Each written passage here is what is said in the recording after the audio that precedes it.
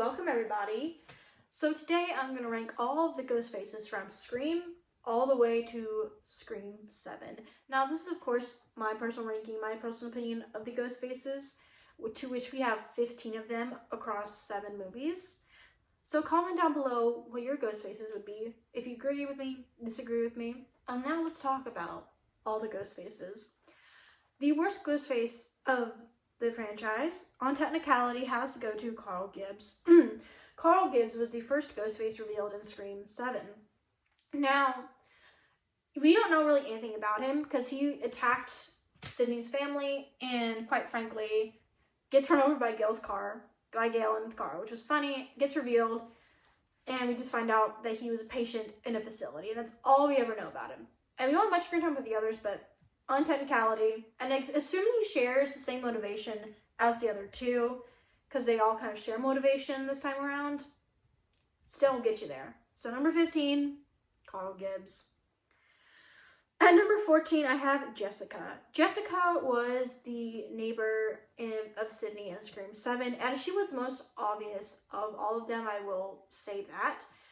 But I don't like her because I don't like what her motivation implies. Her motivation for Ghostface, for going after her, is she was in an abusive marriage, and Out of Darkness, which, for reminders, was Sydney in Scream 4 when she was touring and writing that time frame,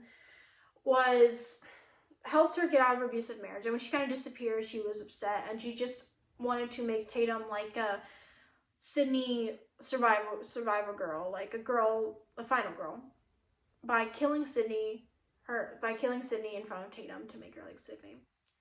And does this have to do with the writing? Yes, it does. But she's saying that the abuse made her this way. And that's kind of how I take it, because the writing is not great. She gets into a facility, and that's how she meets the other two. And she also says offhand that she does kill her son, and she says because it reminds me too much of him. And again, with bad writing, you can't just have that as a throwaway line. That's just like, you can't just do that. Like, that's just so throwaway. And again, that does hit for a personal thing with me too. I'm like, not only does that rub me the wrong way, the bad writing, just like personal, I'm like, why? No. At number 13, I have Marco. Marco, for reminders, was the one who was in the facility that lied to them about Stu. He was the one who was messing them with Stu in Scream 7. So I do like Marco the best out of above. Again, these are the worst killers and reveals, especially the reveals of the franchise. So not by margin, but I do prefer Marco over the other two. At number 12, I have Charlie Walker. Charlie Walker was a killer from Scream 4. Now, his motivation was to be like Randy, finally get the girl. And his character just, again, rubs me the wrong way. The motivation, not the biggest fan of there either. But he, again, this also goes to the comment he says to Kirby. And they kiss later on too in the movie, which he does yell at that. But he's like, now you notice me. He's getting like nice guy vibes. Like, you know those nice guys that are like not nice, but they say they're nice until you reject them or don't date them? That's kind of the vibes he gives me. And I'm not really a fan of that. So Charlie Walker, you're number 12. At number 11, I have Quinn. Mainly I have her down this, and Quinn shared motivation with her father and brother because their motivation was to get revenge against Sam for Sam killing Richie. Sound familiar? It's because we have another motivation somewhere higher up the list. But not only is this not the most original, it's just like, again, how would you make that work? Because Detective Bailey, your dad, kind of explains, like, he brought another fake body up there, which how would you make that work with DNA? It just doesn't quite work. Not the biggest fan. At number 10, I have Ethan. Again, he's the brother, shares motivation with the other two, and he is the more obvious one, but he goes out of his way to change his name and tries to get, like, adjacent room with Chad. So he just doesn't do a little different, try to get their way into the friendship. Now, is it more obvious that on the train that's him? Yes, absolutely. But I like him slightly more than Quinn, so. And Quinn was more of a throwaway character, same with Ethan, but yeah, number 10, Ethan. At number 9, Detective Bailey. Detective Bailey, again, how he has like more power and he does integrate in the group more than the other two, I will say. So he gets more points off of that. He also gets them to kind of turn on Kirby for a little bit too. So again, not my favorite. Shares a motivation with them that's not so great, not the most original. And the most obvious probably out of all of them. Number 9, Detective Bailey. And disability and the believability again is stretched for this one for Scream 6. At number 8, I have Amber. Amber is killer reveal from Scream 5. Amber is fine. Now, she also shares motivation with Richie, and they both are major fans of the stab movies, and they want something new to add to it. So they go after Sam, which is Billy's daughter. So, and again, fun motive. I actually kind of liked it. She was less obvious, but well, Amber's fine. There's moments where I'm like, yeah, she's fine. At number 7, Richie, the other killer from Scream 5, shows motivation, again, with major fans wanting the franchise back. And I put him above Amber because he actually gets involved with Sam. He actually dates Sam. He is like really intimate with her in a partner way. So Amber did betray Tara with friendship, yes. But being betrayed by someone like dating and you're romantic, like you actually like and love, it's a lot worse and it hurts more than a friend. So I think I'm above him for that reason. At number 6, I have Mickey. Mickey is a reveal from Scream 2. When I watched Scream 2, I kind of forgot about this character, but his motivation is he wants to be like Ted Bundy. He has a whole trial planned out. And when I first watched that, I'm like, again, not my favorite motivation, but after seeing all of this, I'm like, out of all of them, actually, that was not entirely terrible. It's actually kind of fun for me personally. But until he gets betrayed by his partner, Mrs. Loomis. But Mickey, I actually kind of came around to a bit more. I think that motivation is more fun than the others. Definitely the ones below it. At number 5, I have Jill. Jill is the other killer from Scream 4. Fun fact, Jill used to be my favorite like Ghostface after the original 2, and she's gone down a little bit for me.